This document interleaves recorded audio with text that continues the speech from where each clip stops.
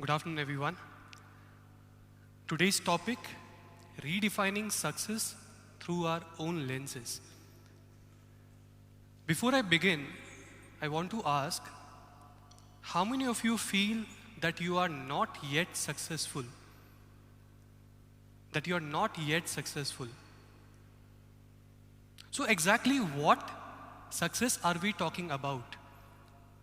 Conventionally speaking, success majorly means moving for accruing as much amount of money as possible, or living a lavish lifestyle, or reaching the epitome of fame where you have maximum amount of followers, gaining likes on every post you get, or it can be anything else. We are all running for being successful so that we can become happy, isn't it? There are so many people who have already achieved these particular things, but the questions we need to ask are they really happy? Are they living a fulfilling life? How healthy are they? How is their mental health? Are they having meaningful relationships with their loved ones? Are they in touch with themselves? For example, renowned for creating one of the top tech companies in the world, Steve Jobs, the co-founder of Apple, is well known for creating or coming up with innovative products which we still use in our daily lives. He has worked day in and day out in order to create one of the best pieces of tech that we use today. But there is a downside. The downside being, he could not give enough amount of time to his personal life. And that limited time affected his or strained his personal relationships. Drawing a parallel, I myself have been blindly was focusing on achieving a rank in the civil services. For 7 straight years, my entire focus was to become an officer. Closed in an enclosed room, I had faced a lot of neglects, specifically which affected my physical as well as mental health. There were times when I used to be very frustrated. Anxiety attacks used to grapple me. And then I used to always ask those questions, whether will I be able to clear these examinations? Will I be able to be there in the list? Will I ever be successful? Not just that, on the personal front, there was a sudden sense of distress because I was not available to my family whenever they needed me. Ultimately, I was in an unhappy state.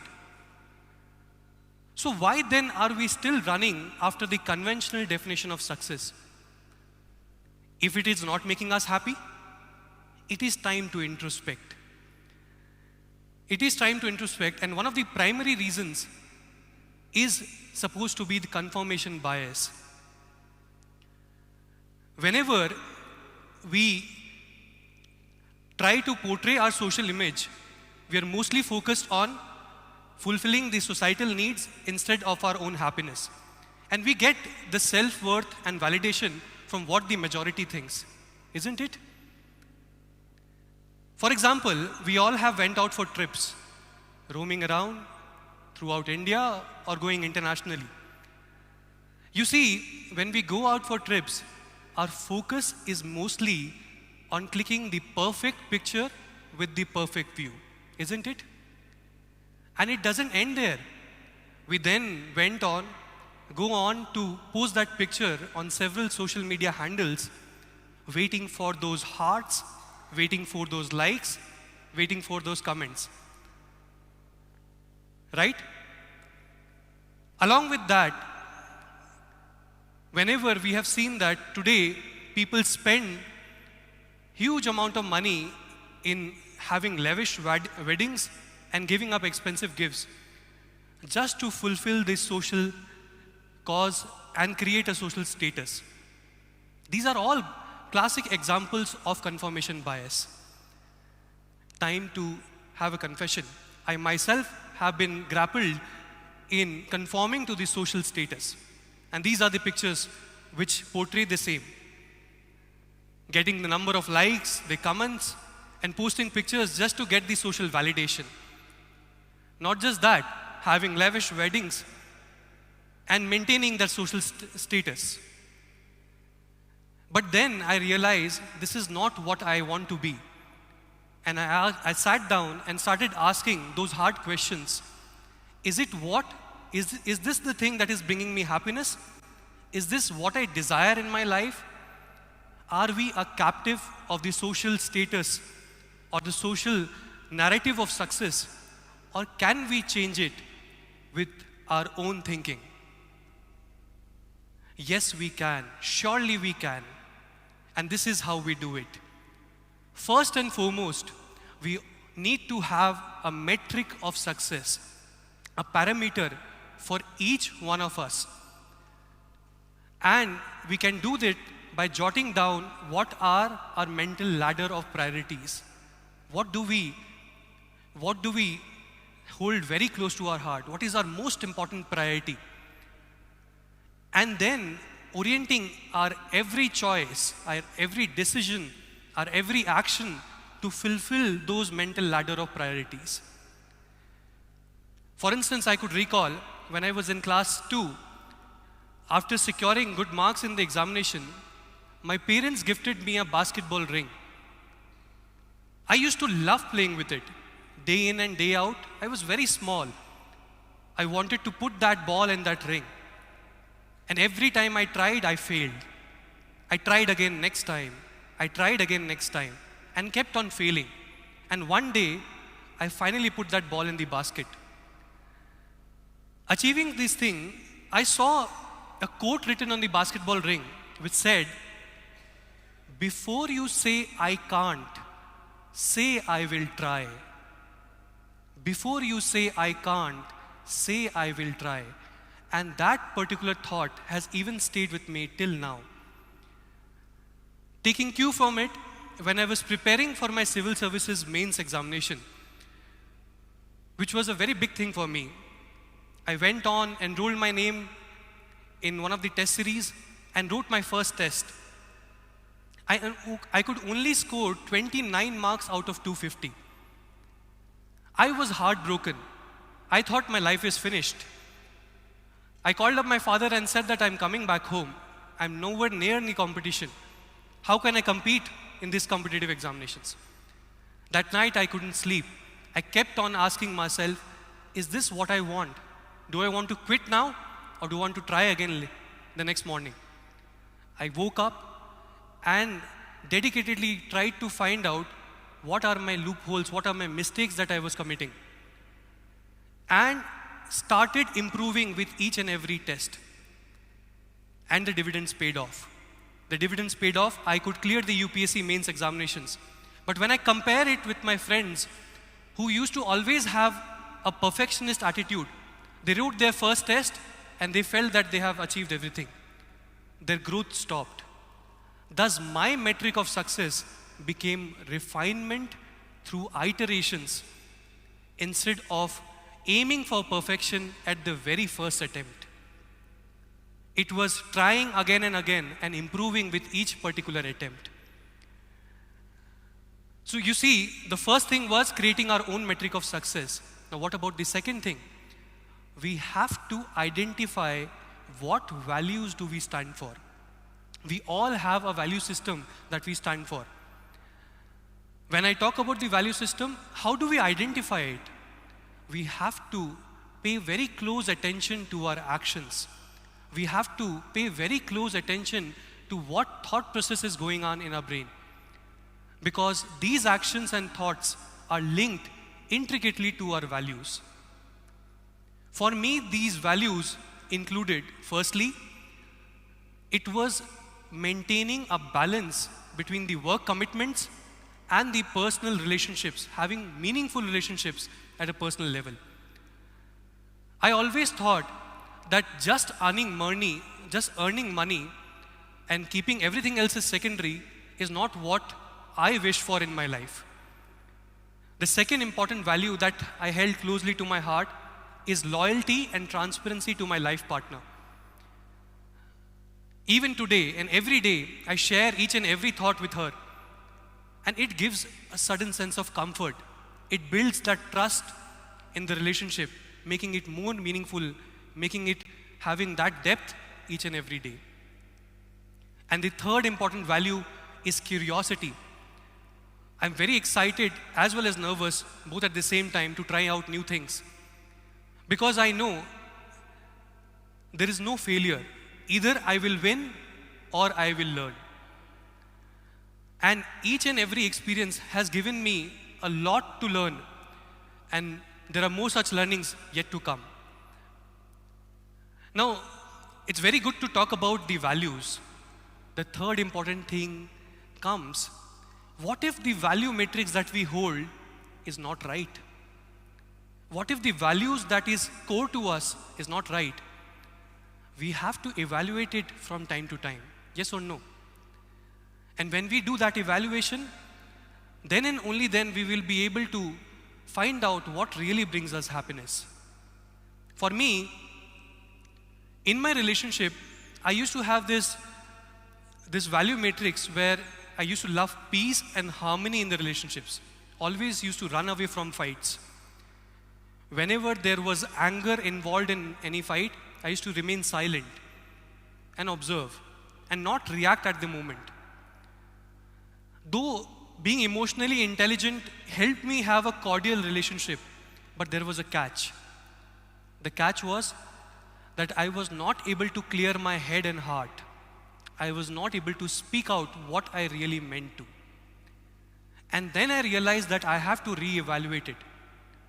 And by reevaluation, I asked to myself that I have to put my point of view respectfully in order to get dignity as well as depth in the relationships that I value. And to my surprise, I could have a clear heart, I could have a clear mind, and I was feeling so light after sharing my thoughts, clearing it out. Thus, what is success then? Success is when we choose our every action, our every decision, our every choice, which is based on our value system, which is constantly focusing on that value system. Thirdly, when we want to redefine success, the third thought that comes to my mind is being selfless instead of being self-oriented. Now, it doesn't mean that we have to stop living for ourselves. It just means that we have to try and put the needs of others ahead of us. On a personal level, why do I value that much? Why do I value selflessness that much? Is because it brings us a sense of gratitude. Whenever we give something to others, we always respect what we have. It makes us humbler. It makes us more happier. For example, when I was involved in distributing food during the Ambuvachi Mela, which happens every year in the month of June, there are thousands of worshippers which come from across India, and they come there to worship the goddess Kamakhya, which is situated in Guwahati. Several old age, underprivileged, disabled children are part of that worship group. I remember an incident when an old lady gave us the blessings with her open heart, and tears rolled down her cheeks when we served her food. And that particular incident touched me, saying that why should we having such a self-absorbed mindset? Rather, we have to focus on what we have. We have to remain happy and satisfied and not just have that greed mindset of accruing as much as we can. Secondly, I think of a lady, Maria Conceição. Maria Conceição is supposed to be the toughest woman alive. Do you know why? She has won 9 Guinness Book of World Records for running for ultra marathons. Not just that, she has scaled the Mount Everest She has scaled the Mount Kilimanjaro. She has crossed the English Channel. She has won several Ironman challenges. She has skied in the North and South Pole, not just for fame or money. Do you know what was her motivation? Before doing all this, Maria Conceição was a stewardess in Emirates Airlines. One day in 2013, her plane landed in Dhaka. She went on for a stroll just to explore the streets of Dhaka. And when she went on to see the slums of Dhaka, she was shocked. She saw abject poverty, where there is no sense of respect and dignity there. They're just living their life on a single meal, and sometimes not even that single meal. She made a pledge to 101 mothers, saying that she will bring all of them out of poverty. And not just that, she took out the challenge that she will educate 600 Bangladeshi children so that they become and they live a respectful life. The motivation was the promise. When asked in an interview, she said that this was the hardest thing she ever did. It was not the Ironman challenges. It was the promise she made to those Bangladeshi women. So we take a cue from this particular incident that whenever we are selfless, it gives us immense sense of energy and aspirations to redefine our success according to our own terms. And lastly, when I talk about success, success should always be measured in absolute terms instead of being measured in relative terms. When we see these pictures, we can see that these shanties belong to the slums. The middle one shows the middle class scooter where all of them are tagging along.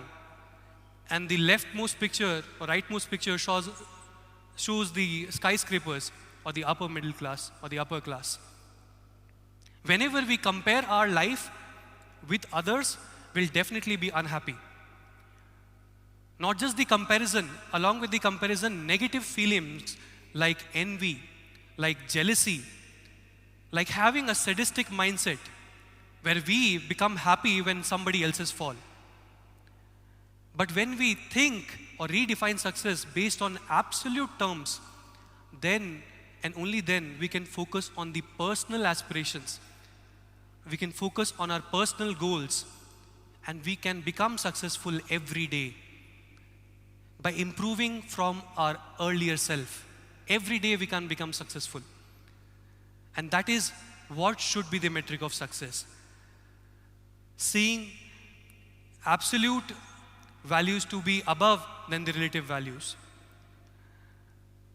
Thus, when we redefine success, we can say that success is an idea.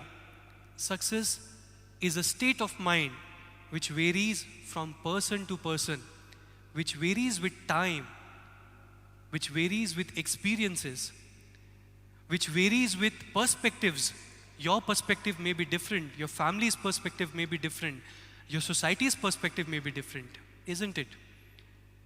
And not just that, when we redefine success, we have to ask those hard questions. What is happiness for us? What is success for us? We have to reflect on our experiences to ask and get the right answer. As Albert Einstein rightly said, strive not to be a success, but to be of value. Where we should not just focus on the societal mantra of success, rather we should focus on bringing in intrinsic development in the lives of others as well as our lives. To sum it up, when we redefine success, we have to create our own metric. Secondly, we have to identify our values and re-evaluate it with time. Thirdly, we have to orient ourselves selflessly instead of being self-oriented. And fourthly, we have to redefine success on absolute terms instead of relative terms. Thus, all in all, I would say we need to redefine success through our own lenses to gauge whether we are really successful or not. Thank you so much.